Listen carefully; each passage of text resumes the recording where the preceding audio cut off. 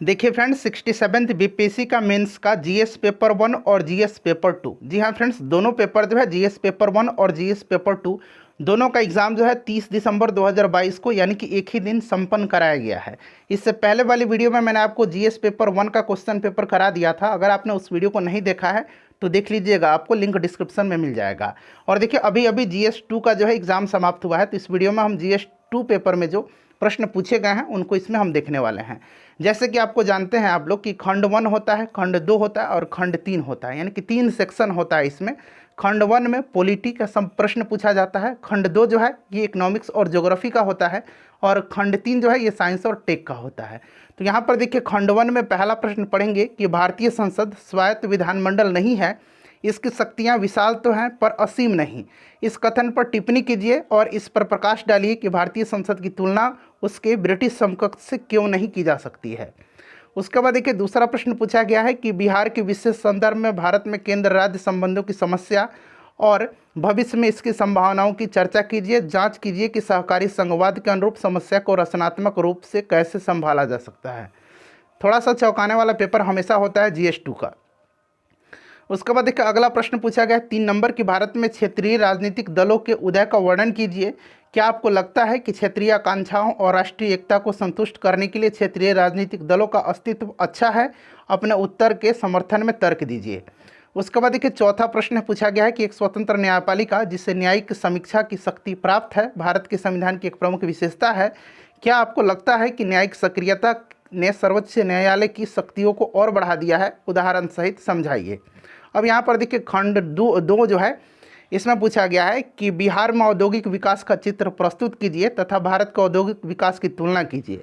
इस राज्य में औद्योगिक पिछड़ेपन के कारणों को इंगित कीजिए तथा स्थिति को सुधारने के लिए बिहार सरकार द्वारा उठाए गए, यहाँ पर देखिएगा, हालिया सुधारात्मक कदमों का वर्णन कीजिए।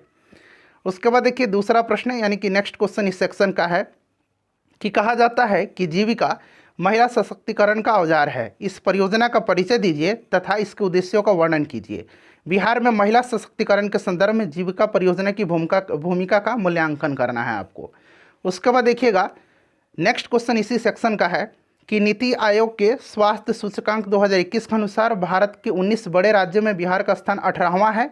इस राज्य में इस दयनीय स्थिति के उत्तरदायी कारकों को सूचीबद्ध कीजिए। बिहार में स्वास्थ्य स्थिति को सुधारने के लिए क्या कदम उठाए गए हैं? इसका जो है क्या ये पर्याप्त है? इस अपने उत्तर को तथ्यों और आंकड़ों से पुष्टि करना, यानी जो भी फैक्ट्स आपने करंट अफेयर में पढ़ा हुआ है वो फैक्ट आपको देने होंगे। उसके बाद देखिए, पूछा गया कि बिहार राज्य में विद्यमान प्रमुख प्राकृतिक संसाधनों के नाम लिखिए और इनमें से किन्हीं 2 को चुनिए तथा उन क्षेत्रों को दर्शाइए जहाँ ये पाए जाते हैं और बिहार के आर्थिक विकास में इनके महत्व का वर्णन कीजिए। उसके बाद देखिए, तीसरा खंड है, इसमें पूछा गया है, यहाँ पर देखिए क्वेश्चन नंबर 9 कि किसी भी राष्ट्र के जीवन की गुणवत्ता और स्वास्थ्य का सीधा संबंध भोजन और आहार संबंधी सुरक्षा से होता है। भारत ने उत्पादकता, खाद्यान्न की उपलब्धता, बागवानी उत्पाद आदि के मामले में उल्लेखनीय जो उपलब्धियाँ हासिल की हैं। उपर्युक्त परिप्रेक्ष्य में बिहार की कृषि विकास में प्रौद्योगिकी की भूमिका का चर्चा करना है। उसके बाद ये पूछा गया कि प्रौद्योगिकी एक वरदान से अधिक अभिशाप है, पर्यावरण प्रदूषण के संदर्भ में इस कथन को पुष्टि करना है आपको। उसके बाद ये पूछा गया कि बिहार एक बाढ़ प्रभावित राज्य है, आधुनिक प्रौद्योगिकी बाढ़ को नियंत्रित करने और इस तरह के आपदा प्रबंधन में कैसे मदद कर सकते हैं? उपयुक्त उदाहरण सहित स्पष्टीकरण करना है।